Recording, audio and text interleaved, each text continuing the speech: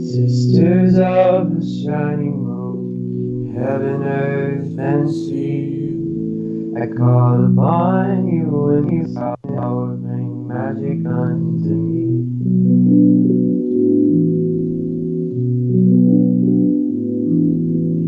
Brothers over cauldron cries, sing it unto me, the songs of Mother Goddess and the Father in the tree.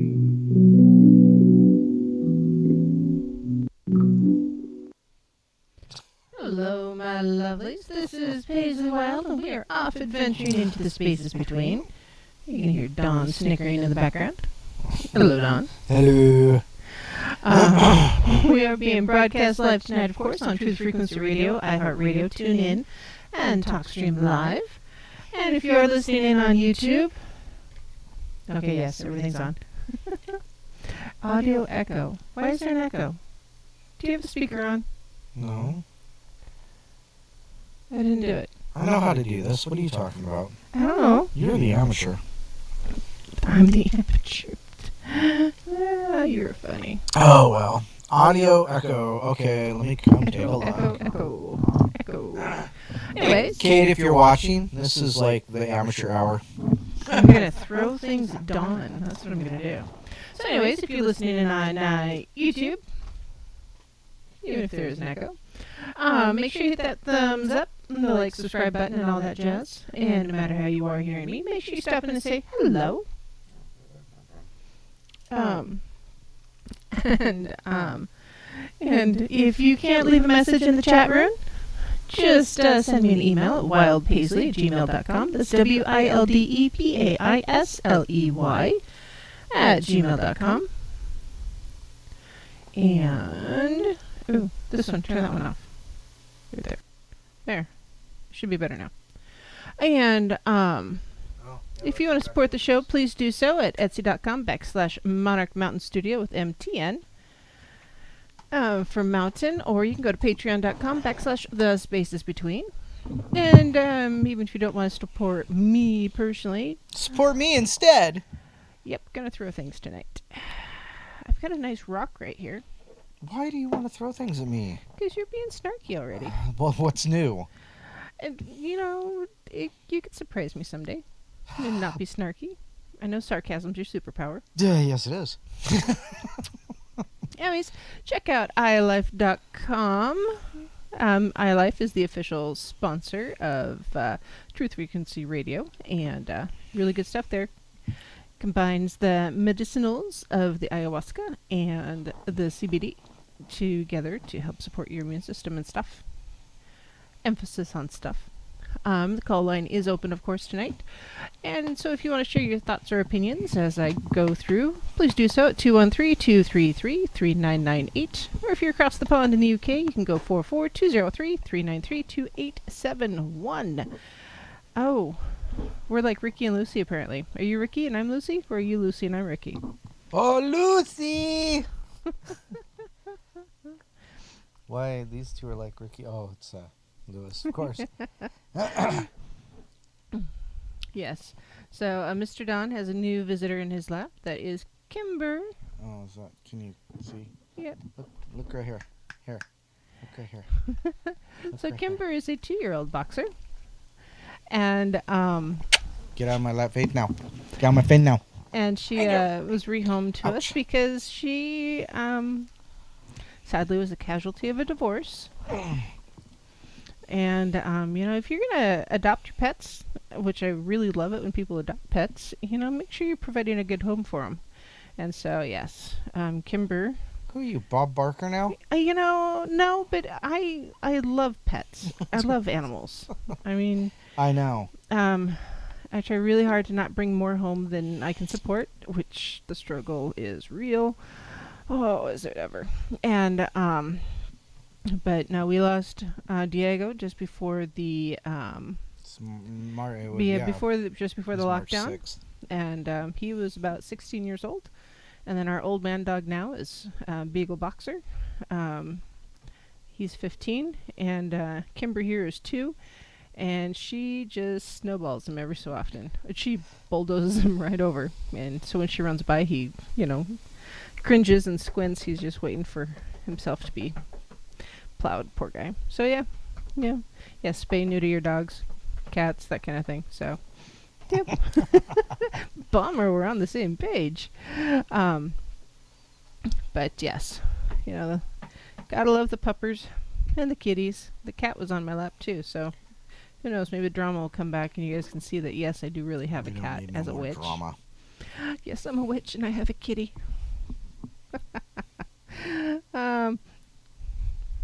I don't know what y'all are talking about. So I see we've got Lucky and Psycho Boy Solo TFSN. Who's TFSN? I don't know. Lewis in the chats, and I see Truth Frequency Nerd. Gosh. I see Sophia, the bot, is there. Bummer, Cashew, Chris, Jarvis, Justin, Cade, Lewis, Mary Bond, a regular girl, Suzanne, Pharmacy Seeds, hi Carlton, Titan, and Lucky. Lucky, you're everywhere tonight. You're everywhere. Somebody else just popped in, and I don't know who it was. Oh, Black Tree, hi Julia. So yeah, and if I missed anybody, I'm sorry. I see you. I love you. Thank you for joining. I'm kidding. No, I do love you. Thank you for joining. That part's not a kid. So, tonight, I wanted to talk about the senses just a little bit. Because some of us don't have any. No. I resemble that remark, so I can't say that too loud. Because sometimes, I just don't have any. Because, yeah. But, generally speaking, farm, you gotcha. I just got an email. Yeah, I hear that. Ooh. You're supposed to mute your phone. I can't help it. It was Cade's fault. Okay. Whatever. Mm-hmm. All right. So, Titan asked a question about rain. What was the question about rain? Does it have the similar properties as moonlight and the sun? Don't have it off the top of my head, so... Why not? I mean, cleansing. Yeah, oh, yeah, it's very revitalizing. cleansing. So, often in witchcraft, rain is very, very cleansing in general because it's from, it's a naturally occurring, water falling from the sky, wrong button.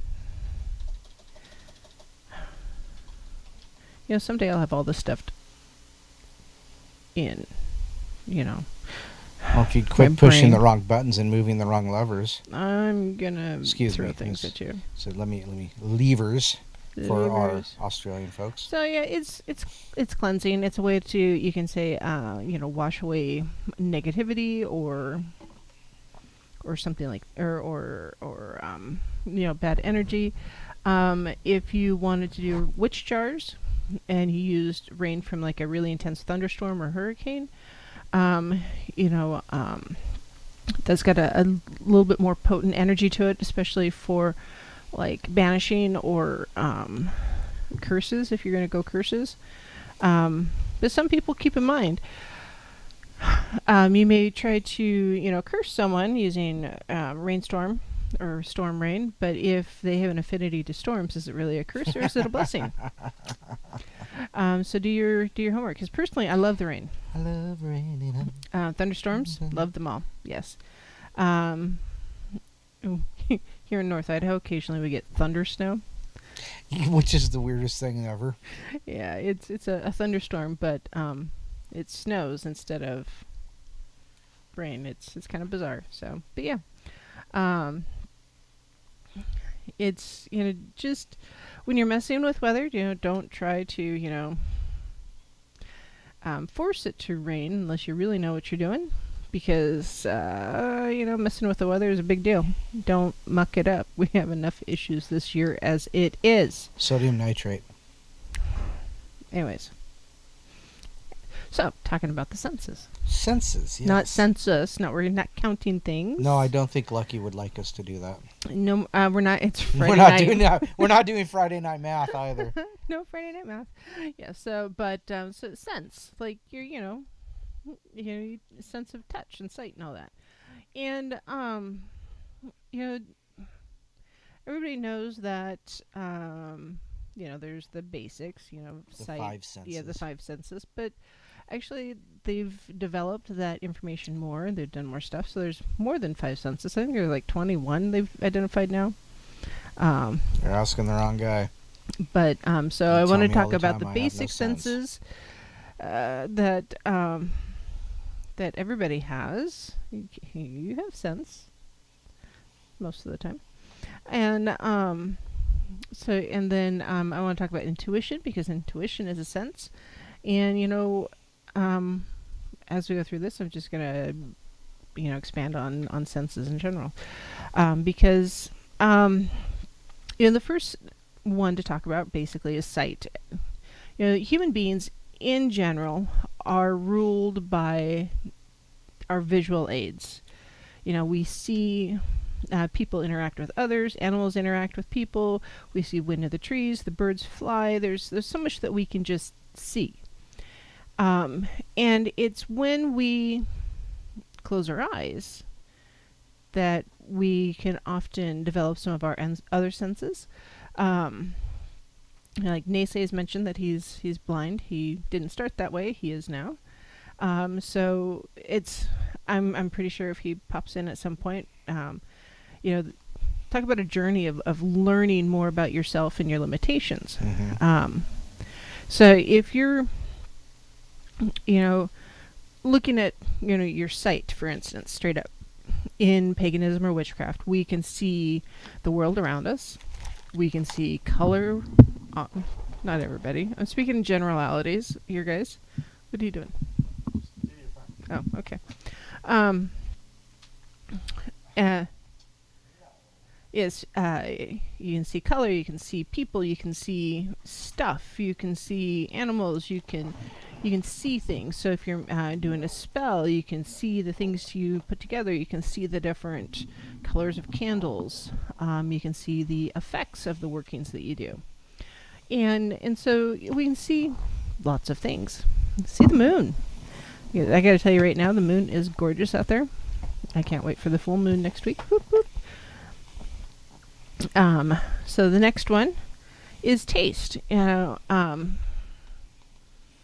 Because when we taste things, we taste like sweet, salty, sour, bitter, umami. Yeah. No, umami, not edamame. Need different words.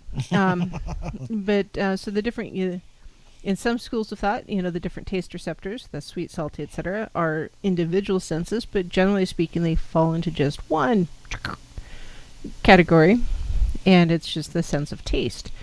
And so umami specifically is... Don't lick the microphone, you silly dog. Do I have to mute the dog's microphone? Is that what this is? Can't help it. Hi, Rio. Edamame. Edamame. So umami receptors detect amino acid glutamate, which is a taste generally found in meats and some artificial flavorings.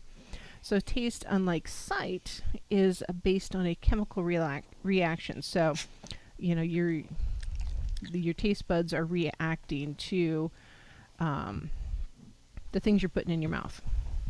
And you can tell when someone puts something in their mouth. For instance, Facebook, YouTube. There's videos, all sorts out there of babies eating sour things. Lemons or pickles or whatever. You get the pucker faces. They're flipping hilarious. That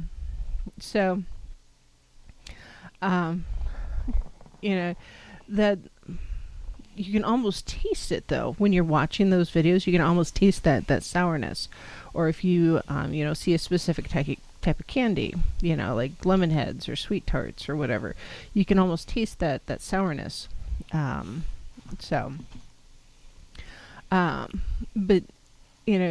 when it comes to, tinctures and teas and medicinals, when we're using, like herbs and plants, for homeopathic purposes, often we can taste different things that we crave tastes of different things that we need. So, for instance, I've been craving a type of soup I make sometimes. It's got lemongrass and chili and garlic and ginger chicken. And turmeric, and it's this yummy nom yumminess. And so I've been craving it, so I may have to make that here in the next week or two because it's finally starting to cool off here. And but the sense of taste, often when we're craving something, we can really tell that we're missing something. So if I'm craving oranges, for instance, often I know that I'm probably missing some vitamin C, and I should probably get some or add some to my world, because and that's just the way of it. Hold on, nope, there's nothing there. I can't crop that more. I've got the puppy in my lap now, so yes, I see you, Kimber dog. All right, hop down. So the next one is touch. And touch is specifically different from pressure or temperature or pain or even being itchy. I mean, there's a definite magic, I think, in the sense of touch. I mean, how often when you have an owie for whatever it is, you've stubbed your toe, you've cut your finger, whatever, you've smacked your forehead on a shelf, you automatically want to touch it. It's like, just by touching it, whatever it is, we're triggering, and not necessarily the endorphins, but that healing response that our brain says, hey, we're going to feel better just by touching a thing, or whatever it is. I mean, Don's grounded for the rest of the night. I didn't say anything. No, but I heard the giggle. Um, anyways, so how often have you had a bruise or something, and you got to poke the bruise? Partially, it's like, ooh, is it healed yet, or is it just discolored? What is this? Why does this hurt? Why is there a spot there? So, you're lucky you know me too well. So, I think Lucky knows us too well. Um, but yeah, touch. When we're seeking comfort, often we just need we're craving a physical touch. Sometimes it's a hug or a handshake or just a pat on the shoulder, or in a way of offering condolences. Often we're touching someone, patting them on the back, or if we're meeting them for the first time, at least here in the U.S., we're shaking hands. Well, not lately. Not lately. So yeah, touch is a big thing. Pressure is the description on pressure is obvious sense is obvious for pressure. I'm just reading from an article. It doesn't have to make sense. So pressure, pushing down. Think acupressure or acupuncture even. There's things that we can do to our bodies where we touch them and we apply pressure. Sometimes it's with rocks or stones. Sometimes it's with our hands. Sometimes it's with a stick. Whatever it is. I think she just threatened me again. I didn't threaten you that time. Not that time. But that pressure can provide relief, pleasure, and or pain, or any combination thereof. So it's just that pressure often is just we can feel it. Also in weather work or even in supernatural encounters with like ghosts or such, often you can feel the pressure, the air pressure changes, and you can feel the tension in the world around you. And so it's not just intuitiveness later, but that sense of pressure, you can tell when something has altered in your immediate vicinity. Someone's walked into the room, there's a storm front moving in or moving out. It's snowing and there are avalanches sitting on you, whatever, it's that sense of pressure, is a real tactile sense. We can feel it. Itchiness is separate from the other touch related sentences because phantom itches are real.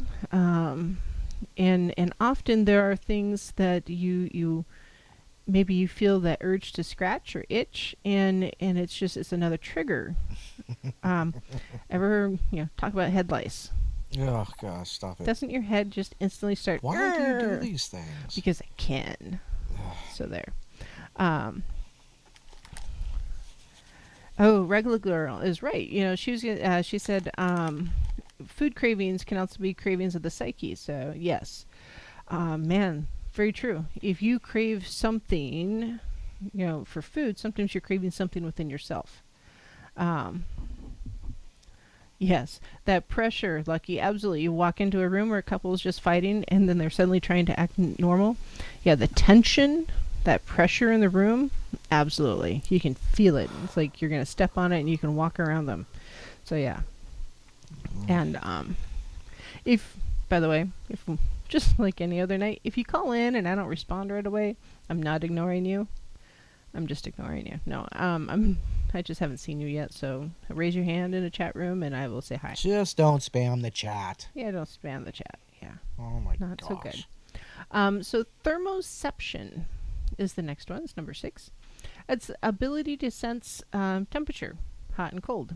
So sometimes it's considered 2 different senses, one for cold and one for hot. But often we associate extraordinarily hot things with danger or extraordinarily cold things with danger, or the warmth of fire with comfort, or the coldness of ice cream is a snack or a treat. We crave these different things. and or they trigger different reactions within our memory, within our psyche, or yeah, the warmth of a hug. So you got the pressure and the warmth, whatever it is. So yeah, the ability to sense both the hot and the cold. Sound is considered, or being able to hear. That's another sense. So so the proverbial situation: you walk into a room where a couple has been fighting. By golly, often suddenly it's like there's an absence of sound because they just cut off like that, and it's like, what's happened? And you can feel the pressure, or you feel the pressure, you hear the silence, you're like, oh no, I just stepped into a war zone, I'm going to back away slowly, and I don't want to participate. Or in a paranormal situation, maybe you're in a haunted building and you hear sounds that you cannot identify as being man-made or normal. Or maybe you're like Don and Brent, or some of y'all are crazy folks and out squatching. Um, you know, Sasquatches make different noises. And it's been reported that when they're around, that there's a heaviness, because there is the lack of sound, the birds, the animals, in general. So Yeah. If you've ever gone for a walk or hike in the wild forest, and the nature suddenly falls silent, you can feel the pressure change there, because suddenly it's a vacuum. Yes, Lucky, a vacuum of sound. Often that's a really good indicator there's an apex predator in the vicinity. The birds are going to be quiet because they don't want to be eaten. Squirrels, chipmunks, same thing. Deer, rabbits are like, oh crap, humans we're not going to so be much. dinner. People, on the other hand, were ringing the bear bell saying dinner. I brought the pepper sprayed for seasoning, so. I like my food hot.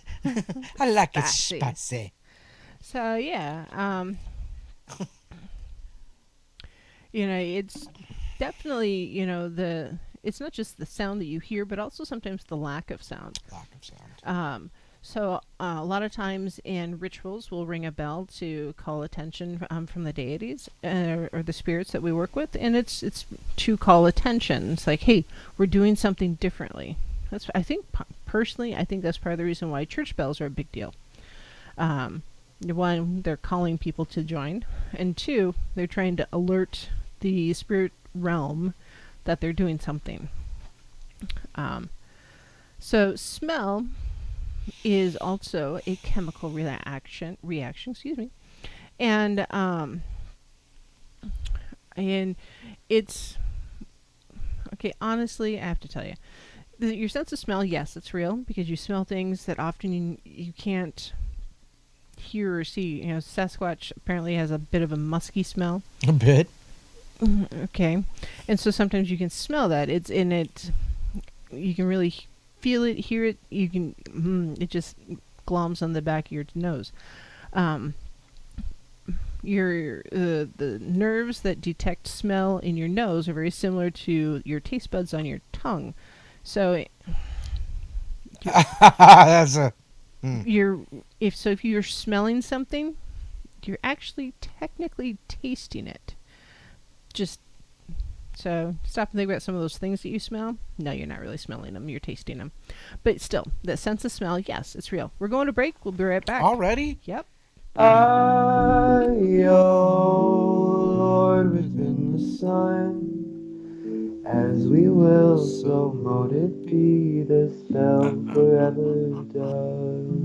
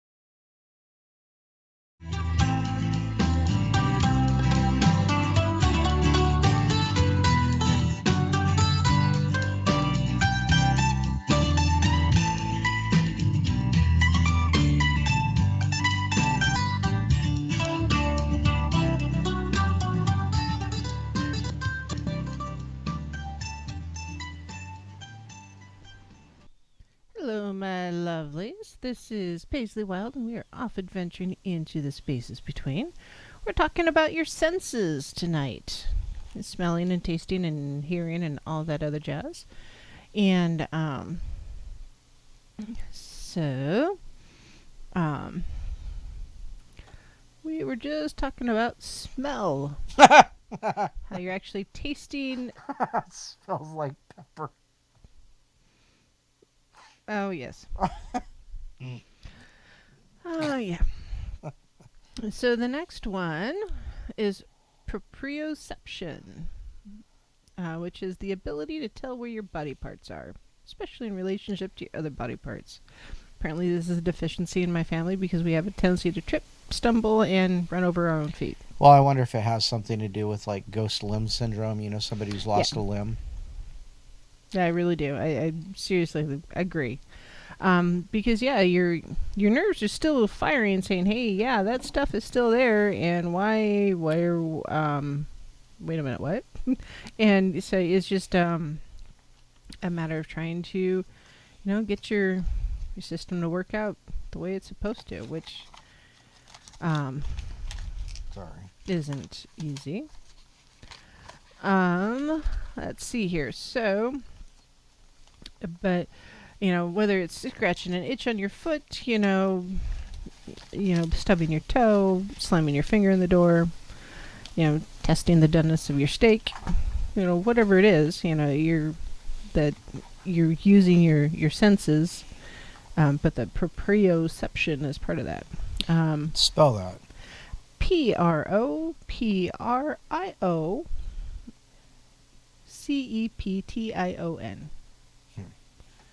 Let's see. So Clarity wants to know, have you or I ever smelled Bigfoot before? Have we ever experienced Bigfoot activity and sensed or smelled anything? So, I have sensed malevolence from the woods behind the house here. And went out doing, putting laundry on the line or taking it down. And, yeah, that one actually made me nervous. The hair on the back of my neck stood up. I had the EBGBs. If it wasn't about to rain all over my dry laundry, I'd have left it. And tried it another time. And yeah, it just, oof. I did not appreciate that feeling whatsoever. Nope. Have I ever smelled a Bigfoot? I don't know. Any of those odd smells I've smelled out in the wild, I was the only one there at the time. And didn't have anybody to talk it over or compare with. How about you, Don?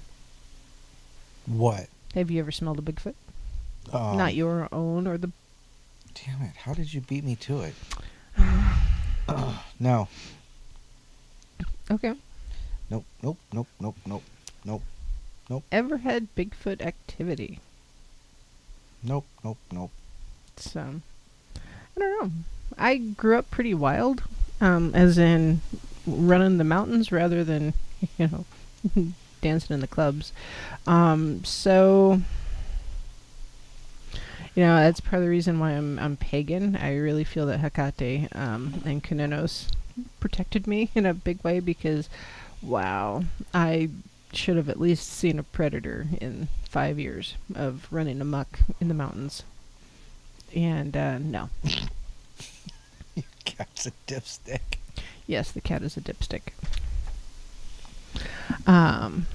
Hey, don't do that. The proprioception is what police officers are testing when you get pulled over to, and you're doing the walk of shame. So, tension sensors.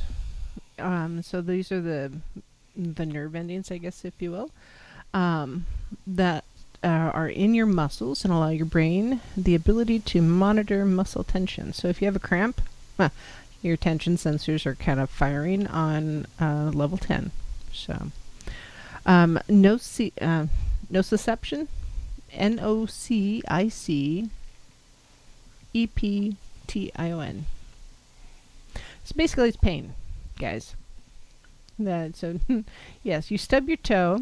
You've got pressure. You've got pain. You've got your tension sensors. You're probably swearing slightly. So, there's all sorts of things going on there. But basically, yeah, pain. There's 3 different types of pain generally. There's cutaneous, or your skin pain, somatic, which is your bones and joints, and visceral, which is your body organs. So appendix pain is the visceral. Arthritis is generally your bones and joints, and cutaneous, that's when you cut your thumb slicing a lime to go in your beer. Hey, I told you the knife was sharp. Why would you put me on Front Street like that? Because. Oh So. my goodness. Well, tell him about, breaking my toe on a hay bale. I don't know, go there. It's not my fault you broke the toe on the hay bale. Hay bale. I know better than to kick a hay bale. It was frozen. Yeah. But when someone says, hey, we just bought this knife and it's sharp, maybe you should not cut into your thumb. So, yeah. I don't think it hurt very much because it was a very sharp knife. No, but sitting in the The bill later hurt more. Oh my God. We should have just kept walking out the damn door. Yep. I know. The equilibrioception. Shut up, Carlton. So equilibrioception Sense of balance? Yeah, it's your sense of balance. So you're in terms of acceleration and directional changes. Also helps for perceiving gravity. These days, that perceiving gravity, getting that one done. But basically, this is the sensory system that is often found in your inner ears. And so if you've ever had an ear infection or inner ear imbalance, you know exactly what is going wrong, and you run into a wall here. Vertigo. And so, yeah, it just, if not, so in the past, I have had experiences. I had an out-of-body experience when I was 12. And yes, prior to the experience, my equilibrium was way off. And it was quite the experience.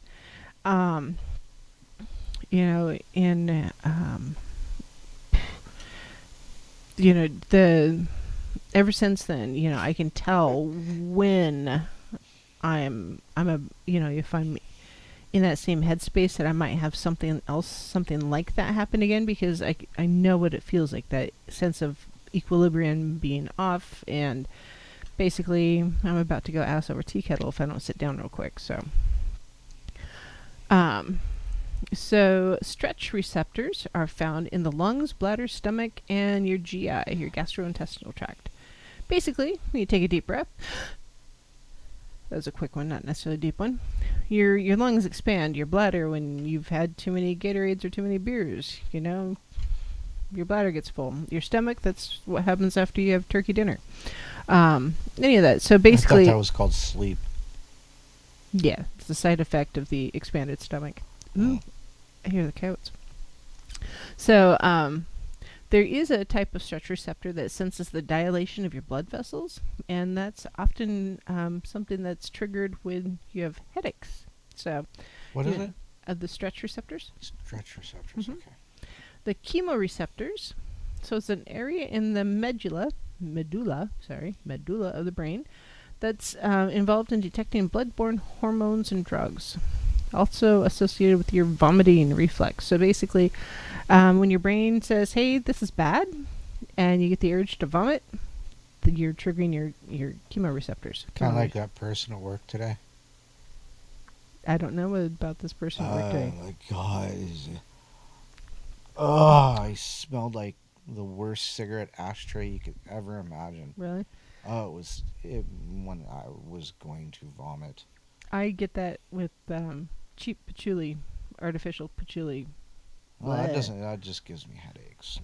Makes me feel like I've been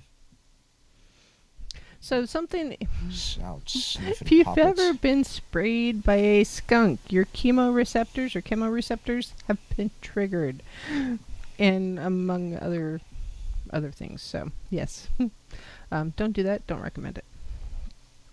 The next one is thirst. So basically, if you're feeling thirsty, you should probably drink some water.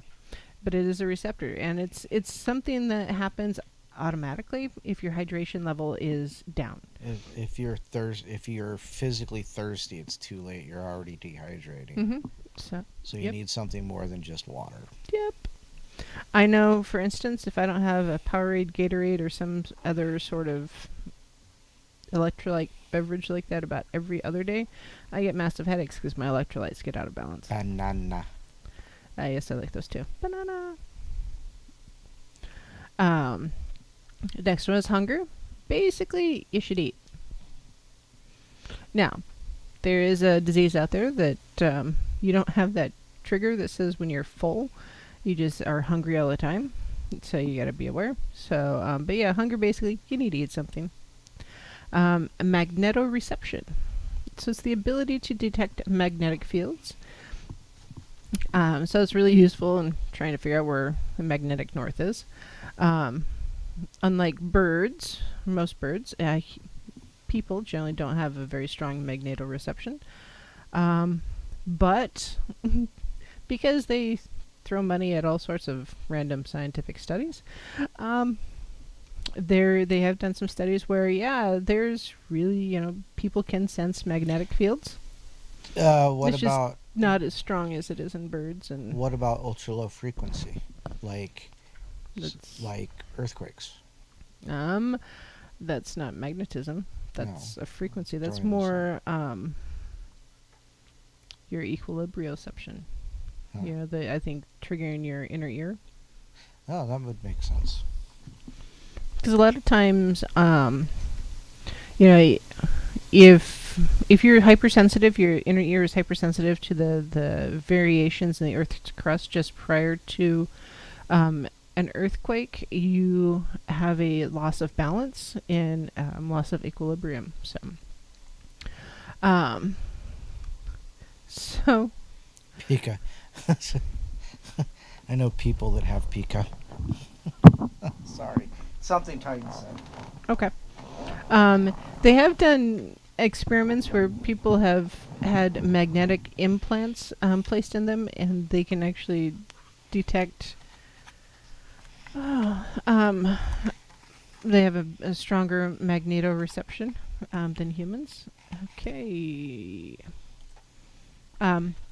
For me, I generally know where north is. I gotta tell you, I am very rarely lost. I almost always know about where I'm at, and which I did the census, I think, 10 years ago? It was 10 years ago.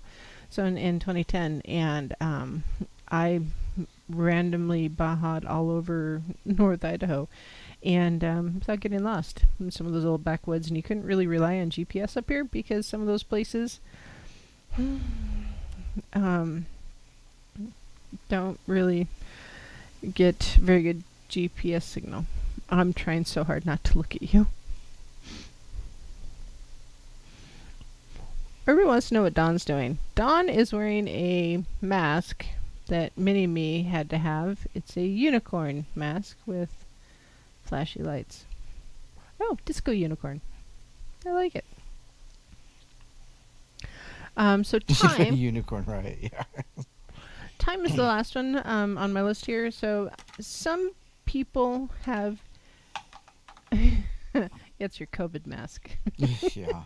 I bet you people stay 6 feet away from you if you wear a sparkly unicorn. I bet you they'd stay a lot farther away. Why is that guy wearing unicorn? And he's got that big long beard. And why is he in tights? You need little hooves. The The coconuts. I've got a lovely bunch of coconuts. Diddly-dee. There they are standing in a row. So time is considered I'm another so sense pretty. because you're so weird. Oh, so pretty. Yes, you're so weird. I'm so pretty. One of these days, mini me is going to experiment with makeup while you're sleeping, and No. I'm going to take pictures. No. It'll be fabulous. But yeah, so at time, some people are just know what time it is. It's not so much they don't have to look at, the clock. They don't have to look at the sun, the moon, the stars, or nothing. They just know it's like 10 minutes to 10. It's not. It's a quarter till. I just pulled that out. So, Choo choo. So yeah, time is real, and we often run out of time. We assume that we've got time to get all of these different things accomplished, but if I get a ding, you're sleeping on the couch. First thing that I like to and a do. rock right here. Let's take a nap. Yeah, sounds good. So, let's see. Time. Because, people with poor time management, for instance, have a hard time getting things done. Lists are your friends with, and having a timer, so stopwatch, Oh, yeah, copyright warning, Lucky, if somebody is quoting something that's copyrighted and they don't cite it in the show notes on YouTube. Jim Croce. YouTube has a temper tantrum. Because they can, so, yeah. But, so, yeah. I don't know, what do you think of all those different senses? How do you think some of it's hoo-ha, or is it... I have no sense of smell. You know that. I couldn't smell anything. So that, whatever. Because you eat too much spicy food. No, that's got nothing to do with it. It's fried your brain. That's Steve Miller, by the way. So, those kind of things, but when you get into this, more of the psychometry of things like this, a lot of empaths, they have a lot of those expanded senses, I suppose.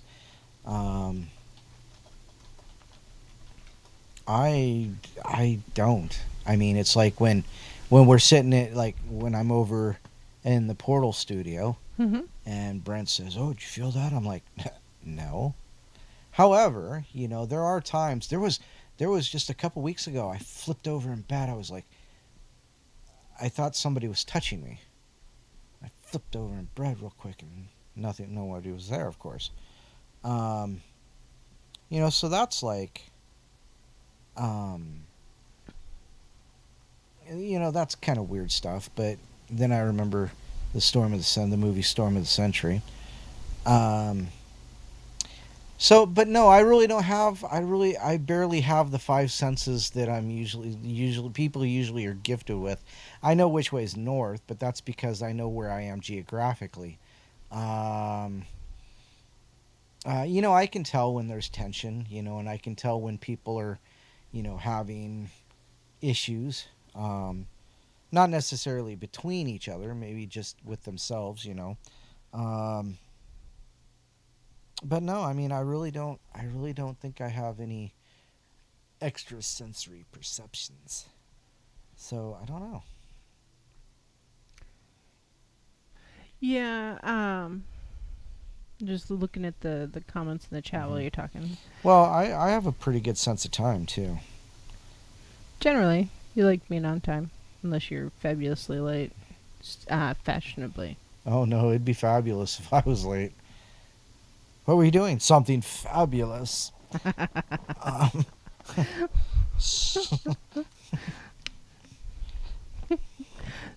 those are the basics. Those are the basic senses that science and people generally assume are real. It's, people don't question them because, science says this, or science says that. And so it's the more esoteric side of your senses that people have a harder time with. I'm saying people in general, just because it's harder to quantify, and if you can't if you can't measure it, it's hard to manage, and if you can't measure it, it's hard to prove it's really there. That's why it's so hard to prove a negative. And I think having less refined senses in general, the basics there, is why so many people don't necessarily experience ghosts, for instance, or or feel the supernatural, or the out of normal. And honestly, in our world today, there is so much noise. There are so many distractions. There's so much stuff, and just stuff. That it's hard for us to even tune into our more esoteric senses, because the day-to-day lives of the physicalness of being often overwhelms. It's like our volume set on 9 all the time, and we can't hear anything else. We can't experience anything else because the volume is so loud. And that's why meditation is such a good thing, is because you set yourself often in a quiet place. You've got mellow music going, sometimes not, but you're walking away from technology in general to focus on just focusing on yourself and centering yourself. And in a way, I think we need to do that more, to tune out all of the stuff in the world, and listen more intuitively, or to ourselves, because people don't sense things like they used to. Seed said something the other day about humans being the only animals who have been detuned to nature. Oh yeah. That's why people wear bear bells and bear bells. They wear bells out in the woods. They're like, trying to scare away the bears, rather than listening to the woods and knowing that, the bear is there, I shouldn't go there. So yeah, it's we've become desensitized to the natural world around us, or the supernatural world around us. And in a way, it's like we've closed one eye permanently, or put a hand in our pocket, and we're not able to do anything. We you smell like peppers? I hope that's what it was. Yeah. So just tune into the world around you. So at the the second hour of the show, I want to talk about more of the esoteric senses. I want to focus a lot on intuition, because I think intuition really drives a lot of the other stuff, and it's the gateway, if you will. It's the gateway drug to your esoteric senses. Okay. Well, how often do we ignore our intuition? Pretty much every doggone day. You mean like that gut feeling? Yeah, that gut feeling. It's like, I know I shouldn't have taken that left turn. I should have just gone straight, because I shouldn't have ate that ice cream. I got stuck by the train, and I can't just. I knew better. Or it's like, I'm gonna wear these super cute shoes because they're super cute and they go with my outfit. And then you get to work, and you're like, I shouldn't have worn the super cute shoes. I should have stuck to the sneakers. So, because my feet hurt, or whatever. So yeah, you should have brought the extra bottle of water, because there's no water available at the office or something. Just pay attention. Yeah, because There's so much information in the world that we can't see, that we can't hear, that we can't taste, we can't touch, we can't feel it, we can't tune into it with our basic senses, that we have to learn how to tune into them. I just call them the esoteric senses, just because I guess I don't know what else to call them. So, I don't know.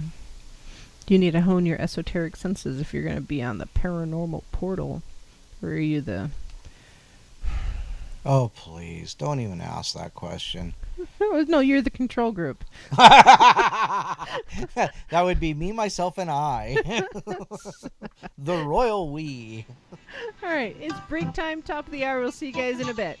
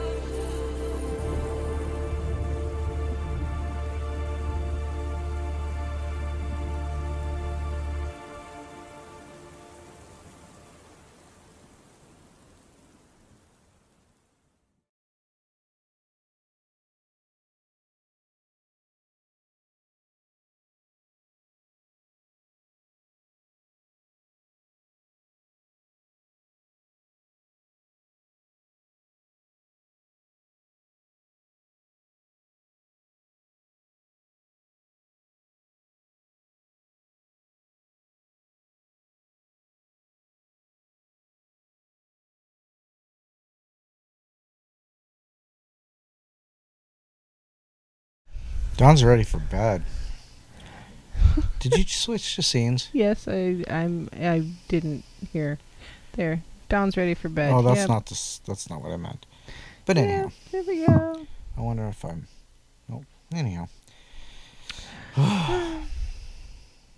Oh, yes. Everybody wants to hear the bowl. Yes, top of the hour. There's no The bumper bowl. music. I'm wondering, Lucky, is that why there's no bumper music at top of the hour? Everybody wants to hear the bowl.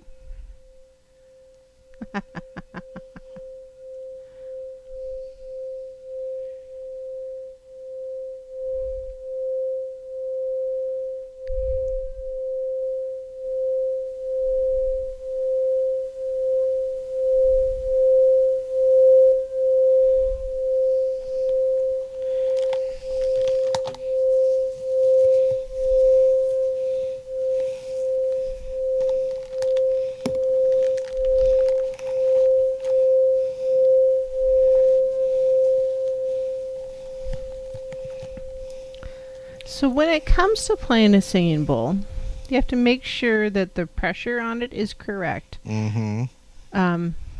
I liken it to stirring chocolate chip cookies up with a spoon rather than a mixer. When you add Why the would you chocolate do chips, that? when you're adding the chocolate chips, You add chocolate chips to cookies? chocolate chip cookies, yeah. Oh, You want to make sure they're, those must be the ones I didn't find. I don't know what to tell you. There's no chocolate chip cookies right now because Mini-Me ate them all. She's a cookie monster. She's just a monster. So, anyways, yes. Lucky wants a recording of the singing bowl. Okay. Maybe we should get a recording of Mini-Me playing her recorder. Oh, boy. Oh, boy. Yeah. It's a little squeaky.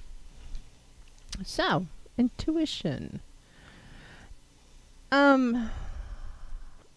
It's so intuitive witchcraft is a real thing. It's very eclectic.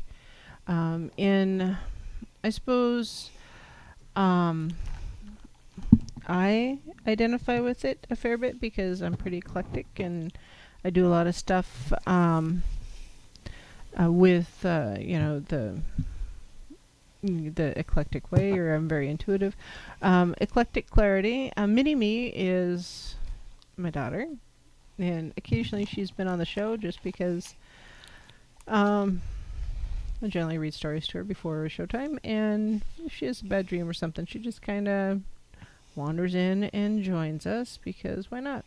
And she is kind of obsessed just a bit with the microphone and trying to get anything said to her without her touching the microphone is a bit difficult. So, yeah. Mini-Me. It's our daughter. So,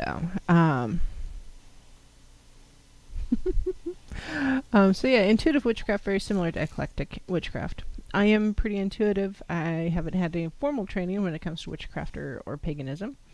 And, I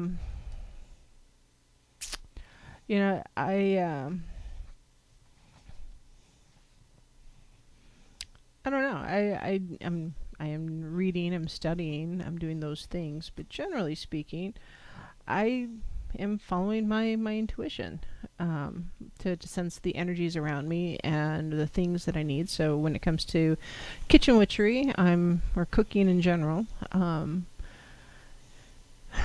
I just kind of do what feels appropriate for the time.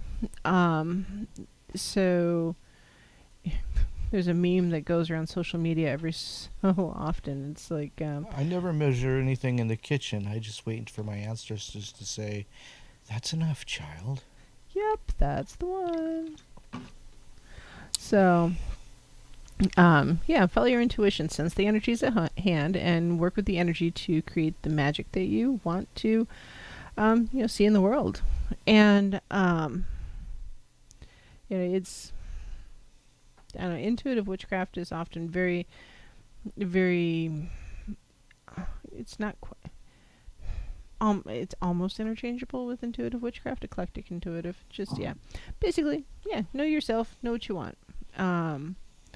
Reading an interesting book right now by Estrella, where she's talking about the intuitive witchcraft. And if you have a chance to read it, yep, totally should. Name of the book is? Intuitive Witchcraft. Oh. Yeah. But yeah, no, it's, I don't know, it's some really good information in there. So, intuitive people work with their intuition. Maybe. Hold on. I'm going to define intuition. Define intuition. So I often do that. You actually type the word define in there? Yeah, because I didn't the first time and it went other places. So, intuition is the ability to understand something immediately without the need for conscious reasoning. Often associated with the sixth sense. You're looking, or divination, clairvoyance, that kind of thing. Instinct. You're instinctual or you're intuitive. I'm really surprised you don't have ice cream. I almost got up to go get some. No, not surprised. So, intuition is also the ability to... sorry. The word intuition comes from the Latin verb intuere, translated as consider, or from the late Middle English word intuit, or to contemplate. So, yes. Why do people want to put pistachios in ice cream? I just like pistachios. You what? I like pistachios. What the hell is that? It's a pistachio. Okay, listen, you West Coaster. I'm from a different part of the world. It's not a pecan, it's a pecan. It's a pecan, just like it's caramel. It's caramel. So, potato. But so when you're tapping into your intuition, often you will know that you like need to carry tourmaline in your pocket, for instance, or it's time to burn a blue candle instead of a white one, or you can just create a spell on the fly, for instance. Maybe you make up your own rituals. You're doing the different things, following your intuition to develop your practice or your path as a pagan. Which to me, maybe because I'm just that much of a nonconformist, it feels right, to figure out your own path as a pagan. There's all sorts of guideposts out there, but it's a journey, it's an adventure. There's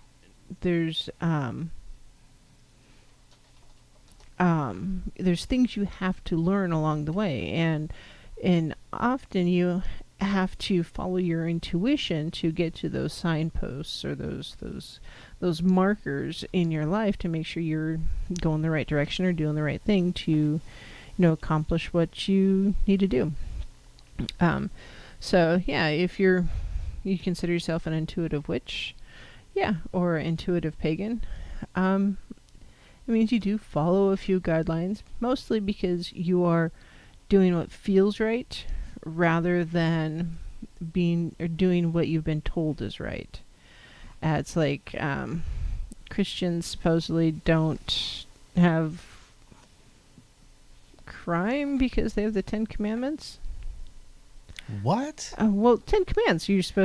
10 commandments. You're supposed to follow those, right? No, you're not, according to Christ. I know. But that's beside the point. Nobody will point that part out to Christians. I know, right? But they are there as signposts. Yeah. So, all right. So, yes. So Lucky says the other day she carried a rose quartz. Didn't need to, but intuition told her to.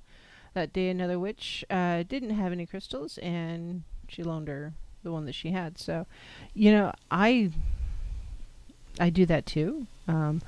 Like I have serpentine right now in my pocket, which is good for healing. And man, you know what? There are times when I will throw something in my pocket because I know I need it, and there's times when I put something in my pocket because it feels like, what? It might be time to let this thing go. So Lucky needs to stop encouraging me. Slap the truth out there. So we have a caller. So I bet you it's from somewhere in New York. Kingston, New York. Yeah, that would be Mr. Carlton. Hello, Mr. Pharmacy Seats. Hello. Yes, that's me. How are you guys doing? Good, how are you? Good, good. I just want to comment on intuition briefly, if I could. Yeah, absolutely.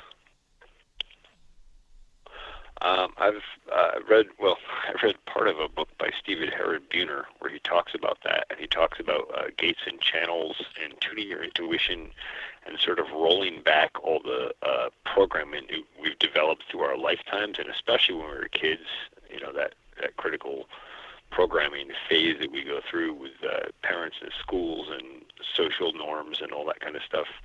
And I didn't finish reading the book. I want to get back and finish it. I'm horrible at finishing books, but it's amazing. In the last like 4 or 5 years since I read that part of that and like started to understand how to tune that, as I've worked at tuning that, how much more aware I've become of it. And I've noticed that it doesn't seem to be anything that you can even process with your normal thinking mind. It seems to be this very direct and instant thing. Mm-hmm. So I just thought I would make my 2 cents comment on it. Yeah.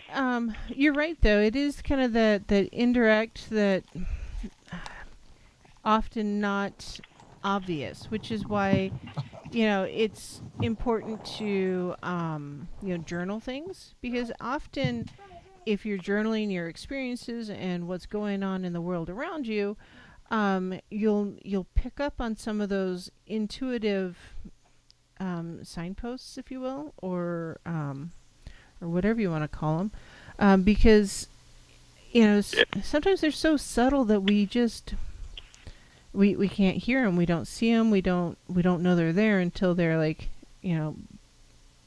banging us in the forehead, like, doop, I should have seen that. So yeah, but yeah, it's just a matter of trying to figure it out, and often those. Yeah, I'm Yeah. sorry. Go ahead. I was going to say, often those intuitive signs are really quiet.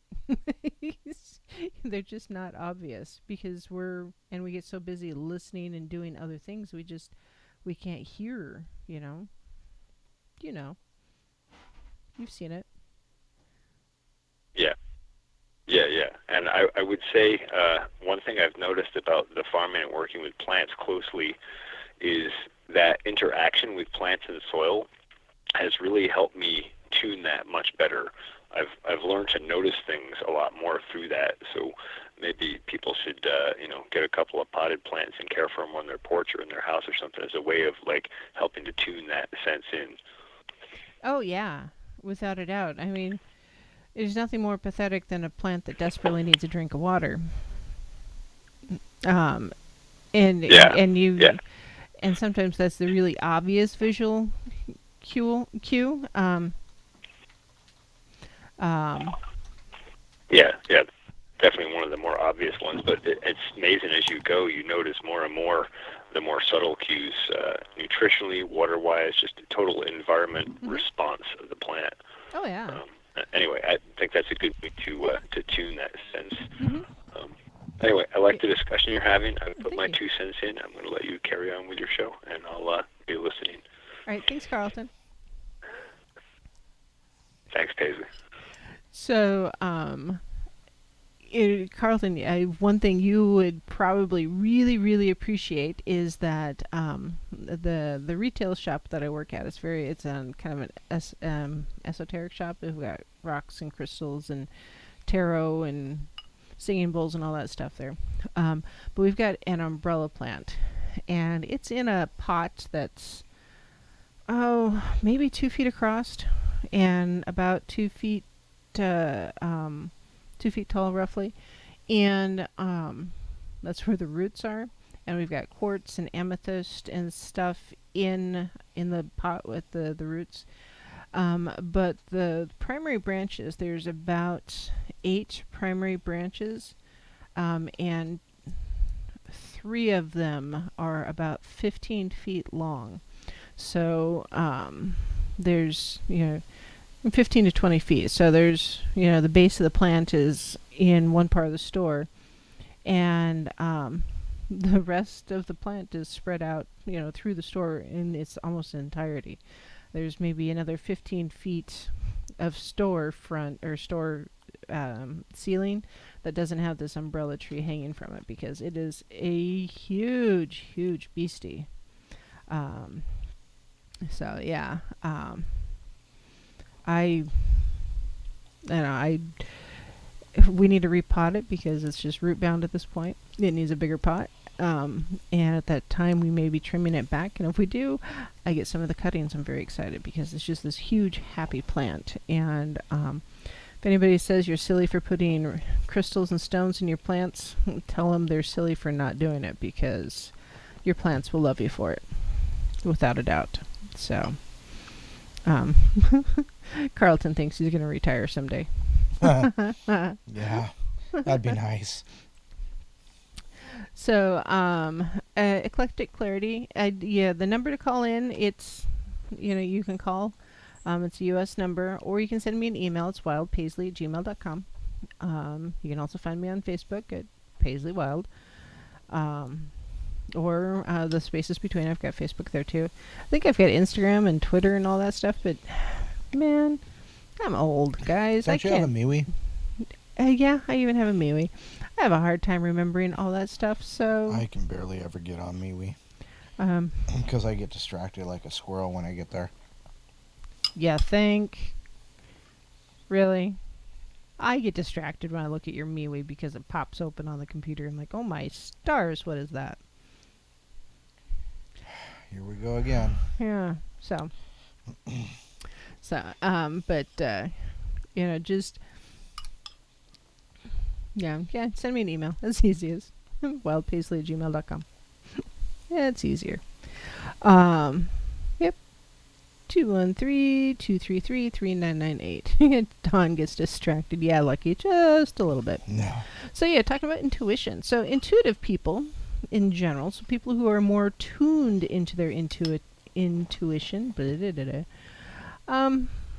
they do some different things, or things differently than people who are ignoring their intuition.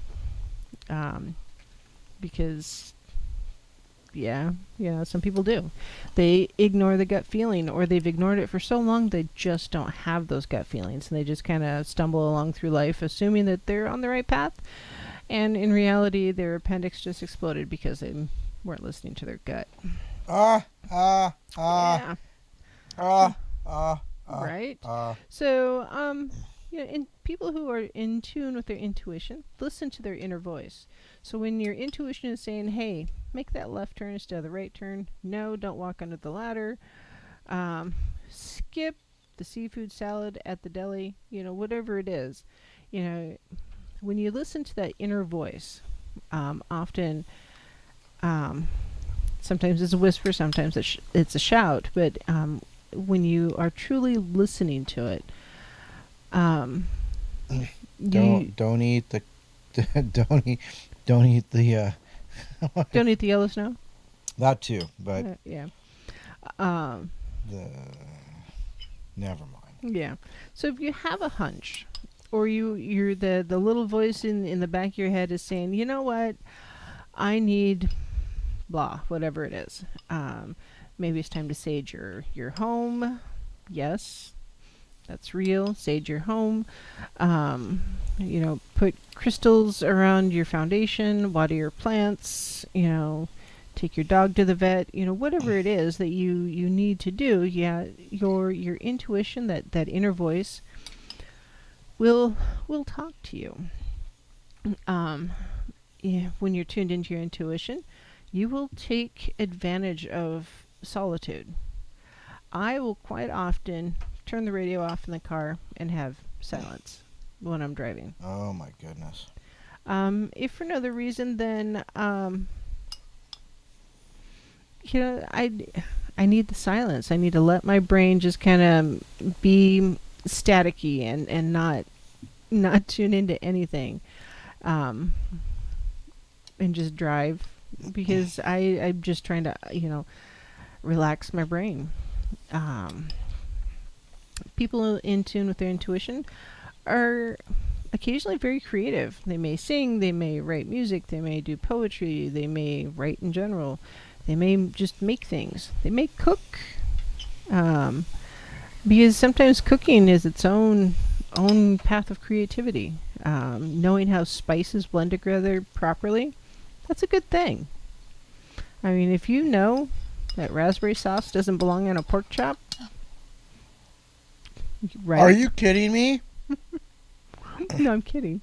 But raspberry, well, I'm thinking raspberry jam, not raspberry sauce. Raspberry barbecue sauce Okay. is fantastic. Okay, all right. So, Oh my gosh. because right there, raspberry sauce for your ice Oh cream, my raspberry jelly for your toast, raspberry barbecue sauce, Oh, raspberry sake. These are all very different flavors of raspberry.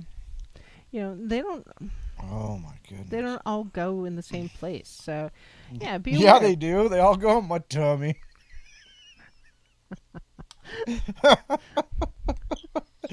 Get in my belly.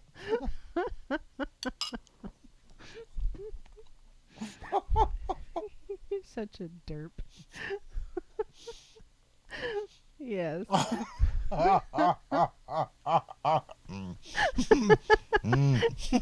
Yes, cashew, I had the look of death.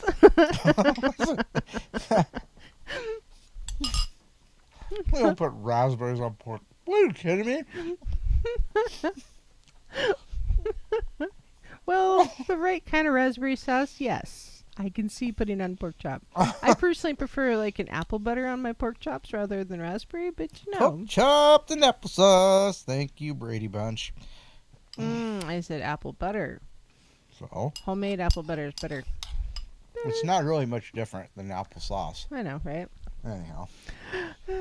So, next on my list is people in tune with their intuition practice mindfulness. Mostly because mindfulness can help you filter out the mental chatter, weigh your options with objectivity rather than emotion, and make decisions that make sense, that you can stand behind, that you can be committed to. That's me. So, and if you can't, cause if you make a decision and you can't commit to it, have you really practiced mindfulness? I mean, it's like if you go to the car dealership and you're like, I really want that green car over there. And the sales guy is saying, oh, but you want the purple one or the blue one. You want the blue one, you want the blue one, you want the blue one. You're like, but no, I want the green one. He's like, no, this is all the advantages the blue one has, the green one doesn't have those. And you're like, those are good advantages. Okay, fine, I'll buy the blue one. But you have regret because you didn't follow what you wanted, that Your instincts. your instinct, you didn't objectively look at the two, compare everything and say, no, the green one's really the one I need, and I don't really need all the bells and whistles that the blue one had. So be aware, what do you really need? Root beer on ham.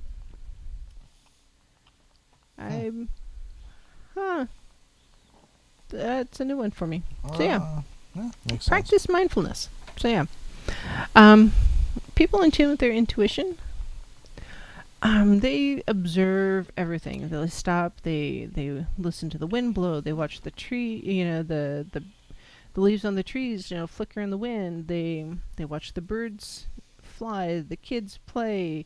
The waves lap on the beach. Traffic. Whatever it is, they'll notice things. So people who are really in tune with their intuition notice things. They see what's out there. And you know what? This is part of the reason why you need to journal everything. Because when you start noticing things and you journal it, then you start seeing the patterns and the connections between all of those different bits and pieces, and oh, well, this led to that, and that became this over here, which left this over, and that's how it's all connected, and suddenly you're a conspiracy theorist. That's exactly what I was thinking. That's exactly what I was thinking. So, yes. So yeah, but you see the connections, and you're able to understand that, the butterfly effect is another good example. You see how this one thing over time led to this other thing. So, intuitive people listen to their bodies. I mean, it's not just that, I just, this doesn't make me feel good. It's more like, you know something's wrong and you know why you shouldn't do it, because you get this sensation of, this isn't gonna work. This is bad. It's like, if you go into a strange house, for instance. Sometimes you walk in and the house feels welcoming and open, and it feels good to walk in there. And other times you walk into a house and you're like, something bad happened here.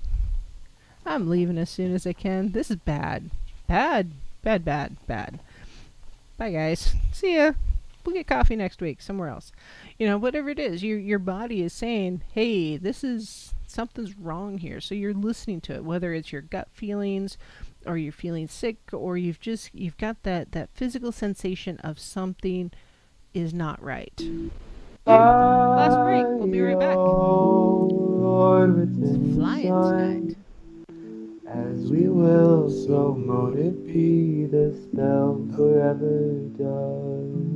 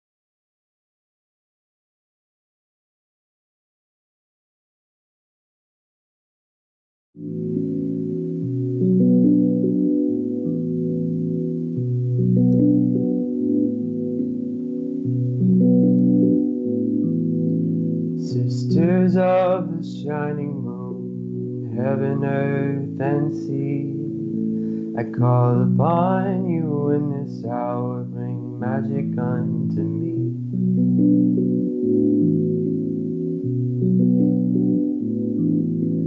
Brothers, oh, the cauldron cries, it singeth unto me the songs of Mother Goddess and the Father in the tree.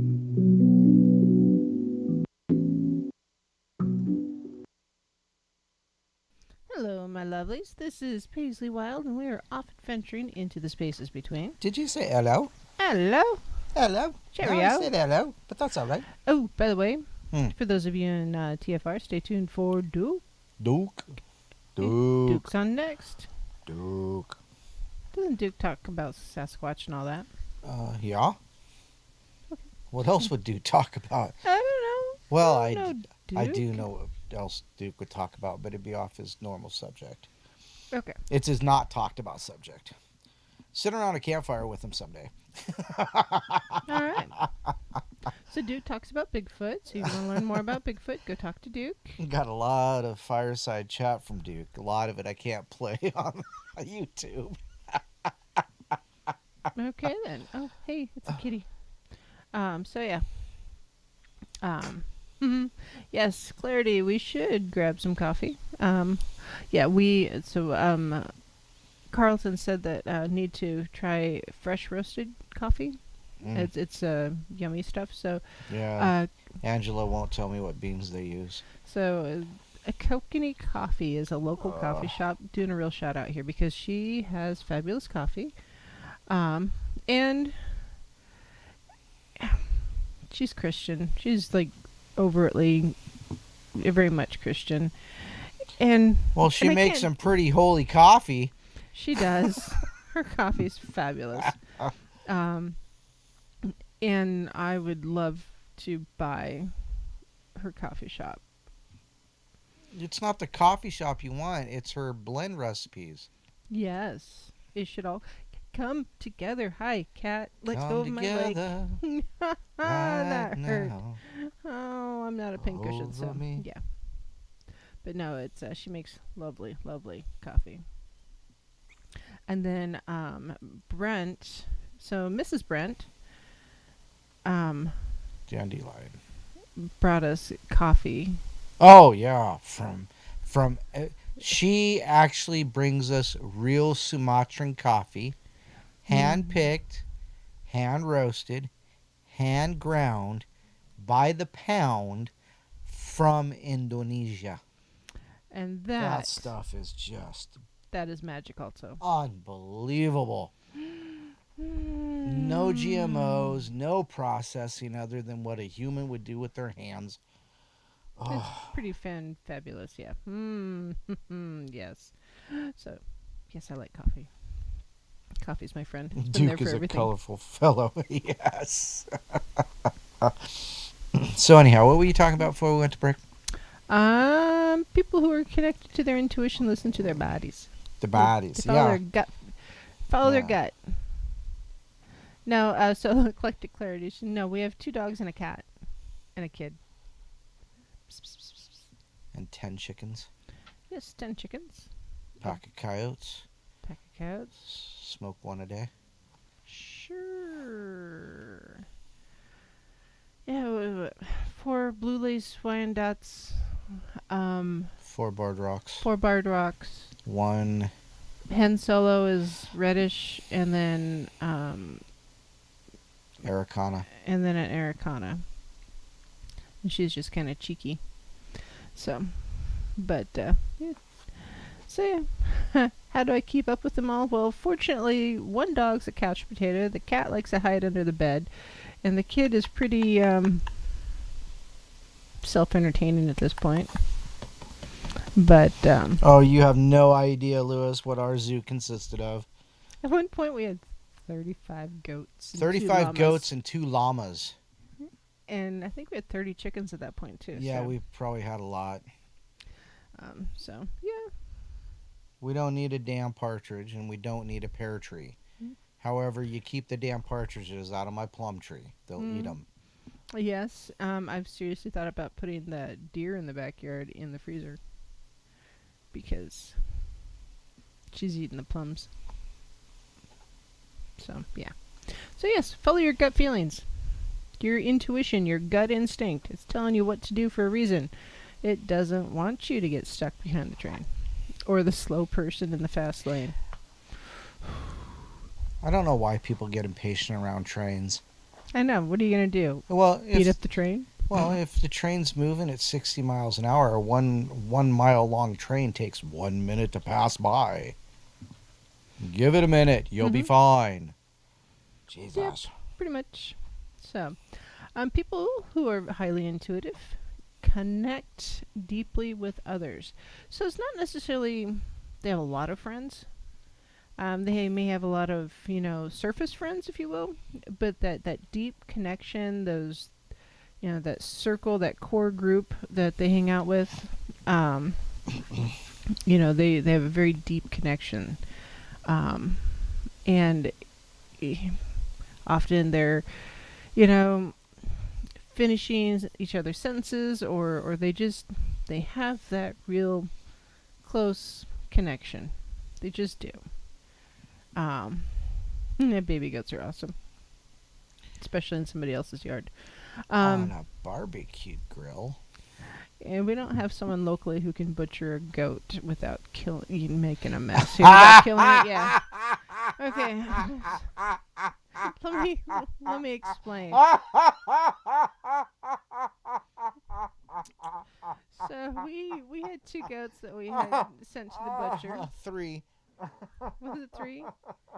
And if you don't butcher a goat appropriately, goats taste horrible.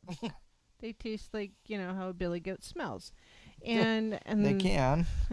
And this person didn't clean the carcasses quite right, and there was hair in the meat, and it was horrible, and it was ucky. Wasn't too bad with, brined and braised, but slow smoked for a very long period of time. So yeah, basically, just like butchering a deer or an elk, you want to pay attention to what you're doing. You don't want hair in it. Not someone else's and not yours. So, people who are intuitive, highly intuitive, pay attention to their dreams. So, yeah, part of the reason, hey, we want to journal things, right? Write down your dreams. But you pay attention to them. You see what, you see the meaning, the connection between your dreams and the real world, or dreams and your connections to others and all that. So, yeah, you're paying attention to your dreams, because often your unconscious mind will make those connections that your conscious mind sees throughout the day, and suddenly you wake up and you're like, that's what that was. Kind of like you can't remember a stupid word because your brain shut down because you didn't have the coffee, and then at 2 o'clock in the morning you sit up, potatoes. He's like, why couldn't I have remembered that at 2 o'clock in the afternoon instead of 2 o'clock in the morning? So yes. Potatoes. Potatoes. Boil them, mash them, stick them in the stew. So yeah, pay attention to your dreams. Write them down. Write down, journal. People who are highly intuitive have downtime because they're paying attention to the world around them and their dreams and their intuition and their gut and everything else. They know that they are able to schedule the downtime and take advantage of it and spend that time decompressing, go fishing, relax, go hiking, whatever it is. But they're unplugging and they're unwinding. And Rio says baby goat chops with raspberry barbecue sauce. I knew I liked Rio. Hi, Rio. Haven't seen you in a while. He must be in TFR chat. Yes. So, yes. Enjoy your downtime. Barbecue in your downtime. Yes. Build a smoker in your downtime. Who needs to build a smoker? So. Understand how to use your barbecue grill correctly. And I don't mean propane grill either. Rio says hi. Yes, many chickens are jerks, and the last 2 chickens. And they're really good jerked. Yeah, the last 2. Jamaican jerk chicken is 2 so jerk good. chickens that I Yeah, there's still a head laying out in there. Yes, the dog's been It's playing over with there it. now. Yeah. It's kind of hilarious. Yeah, TFR barbecue get together. Sounds good.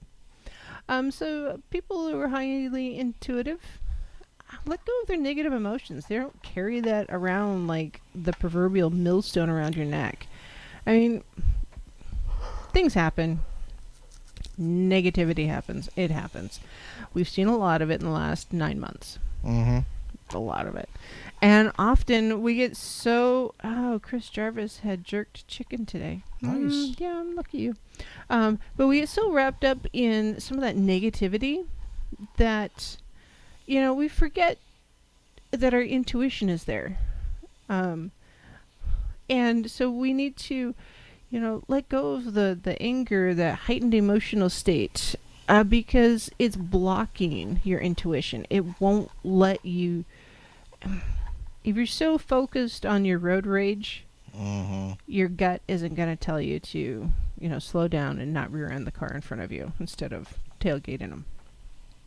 I mean, you have to pay attention. You have to accept what is rather than, dwelling on it. Let that stuff go, man. Let it go. Channel your Frozen. Lucky says we're morbid. We're not morbid. Realistic. We're farm people. Country people, North Idaho. We hunt, we cook, we gather.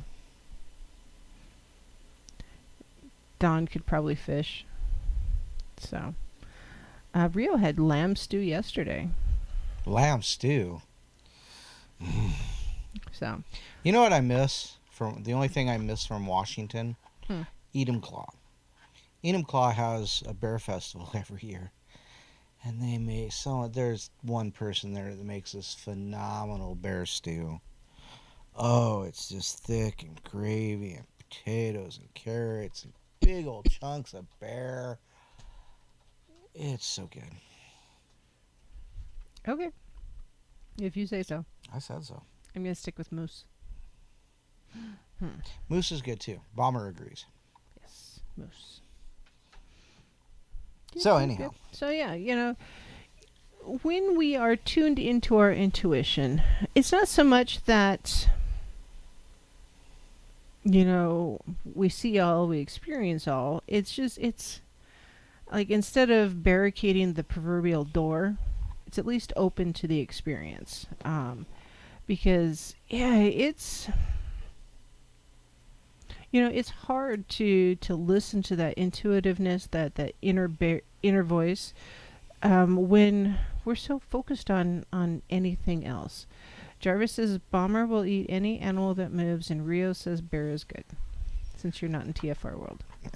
This would be kind of funny watching a rabbit eat a bear. Sorry. It's not that movie. There's no vampire rabbits here. Unless Rio changed his avatar. His avatar's his Thumper. Okay. All right. Moose is good. So yeah, listen to your inner voice. It's often that quiet voice that says, "I'm not done yet. I'm not ready to stop yet. I can do this." It's often that little voice. And if the door's open, it's a lot easier to hear the little voice sitting outside rather than, trying to hear it through the big oak door. I'm going to throw things at you again. Or the window. Or the window. Yes. So yeah, so Clarity says, where was it? There's so much squirrelness in the chat room right now. Something about loads of baggage to get rid of. So, yeah, this is why journaling is good. If you've got stuff you need to work on, journal it, write it down. Often when writing things down acknowledges that it exists and helps you to work through it.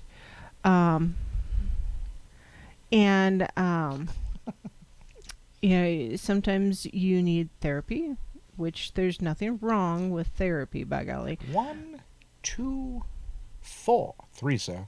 3. All right. And, when you're, journal your stuff, therapy if you need it, and shadow work. Shadow work helps you acknowledge those things that we often shove down inside of us to get through life with the people around us or the situation we're in.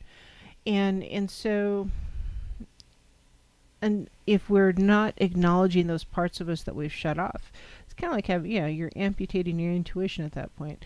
Until you've, reattached those senses or those feelings, it's going to be really hard for you to hear your intuition or listen to it, because you're going to be so focused on the other stuff, it's that you just won't hear it. You won't be able to experience it. So, you got to figure out how to set down your baggage. And by golly, don't pick up the baggage that other people set down, because, if it's somebody else's baggage, you don't need to carry it. And don't allow other people to shove their baggage onto you. So often that happens in relationships, or of any kind, whether it's romantic or friendship or family.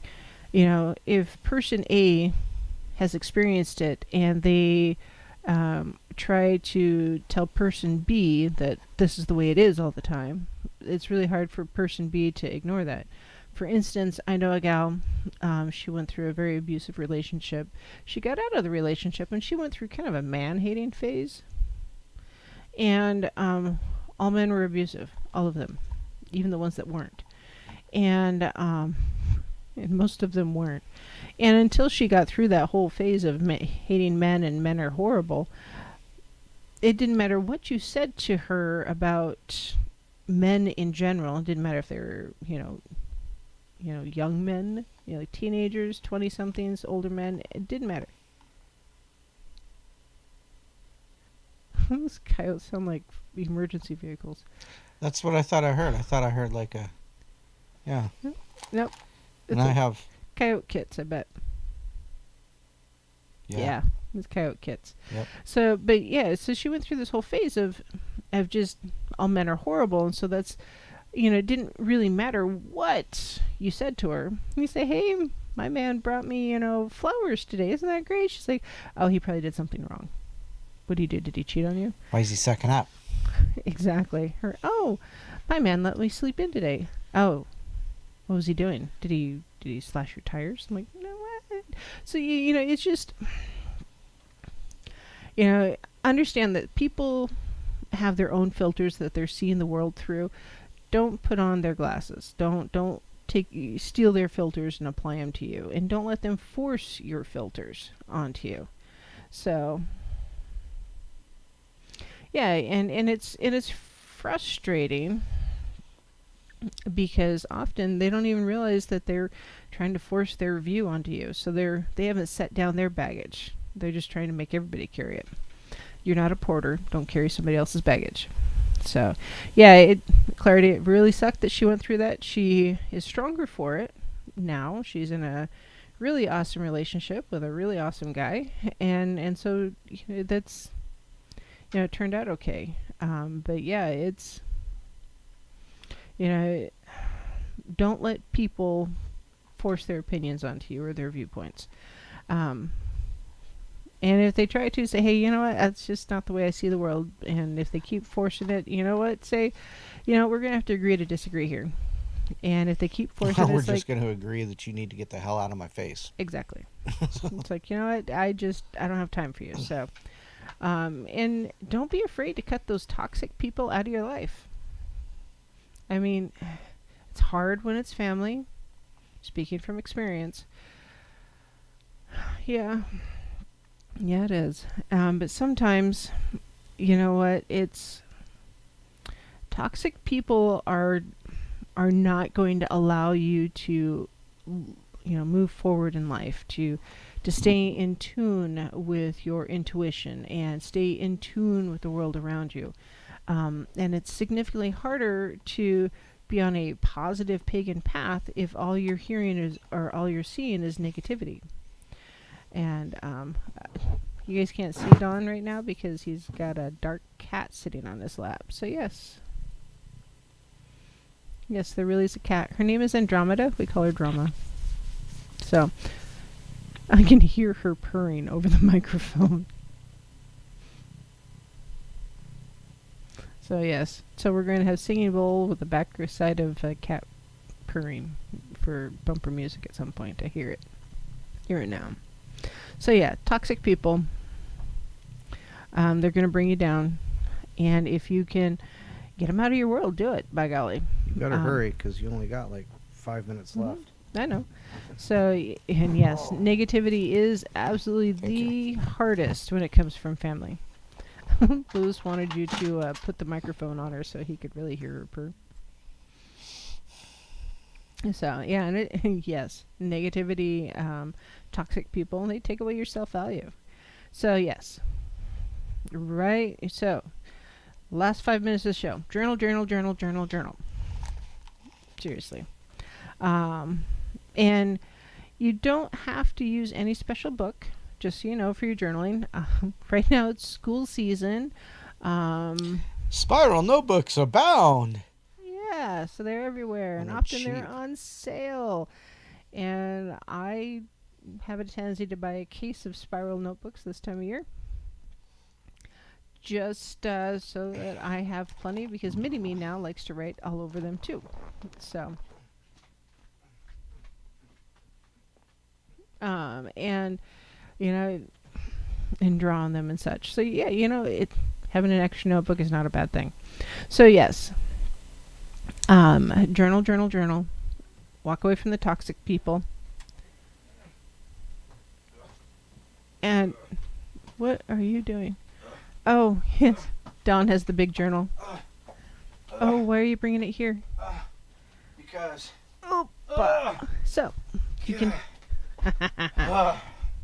This is my big journal. It's so big you can't see because, like, you got it too close to the microphone. I know. I'm leaning as far back in the chair as I can get. So You know what? Your light sucks. I know.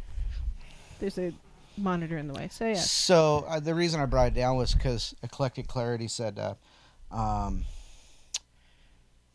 her new shadow workbooks came in, so she can send pictures. Yes. So,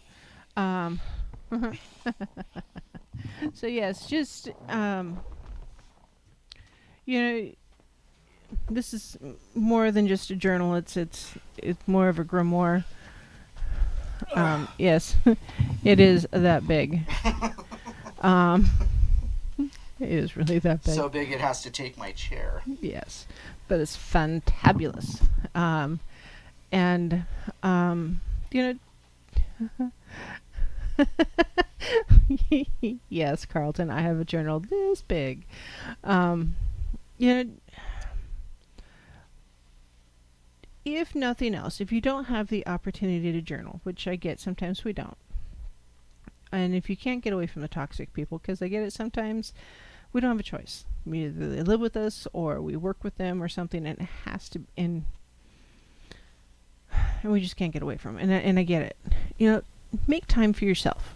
Whether it's, you know, a few minutes in the car before, you know, between work and home, or, you know, go to the library, or, you know, go for a walk, whatever it is.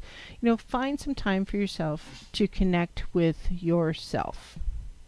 Like he says, a lot of issues can fit into that book. Yes. A whole subscription of them. So, yeah, you know, but be aware of yourself. You know, listen to yourself. Meditate, you know, on what it is you're trying to accomplish. You know, full moon's coming up. Set your intention. Well, intention setting is generally new moon, but, you know, full moon's coming up. Celebrate those intentions that you set and embrace them. And if you didn't quite achieve those intentions, I get it. Life happens. And, you know, it is what it is. But try to make a few minutes for yourself. If you can't do it every day, do it once a week. How much shadow work had I done in that book? So that book has a little bit of everything, from shadow works to spell work. So sometimes you just gotta put stuff in a book. Yeah. So yeah, and write legibly. So stay tuned for Duke on Truth Frequency Radio, and tomorrow night's show, I don't know, but the intuition and touching base with your senses, I thought that was really important to talk about tonight. So, show ideas, send me an email at wildpaisley@gmail.com. Other than that, any final words in 5 seconds or less? No. Nope. Okay. So yes. Yeah. Show ideas. You send me an email, questions. I don't know. Yes. I'll talk to you guys tomorrow night. Pictures. Pictures. Wild Paisley, WILDE Paisley @gmail.com. Yep. Truth Frequency Radio for Eclectic Clarity. So TFRlive.com. So merry meet and merry part. Merry meet again. We'll see you tomorrow night. Lord within the sun, as we will, so mote it be, the spell forever done.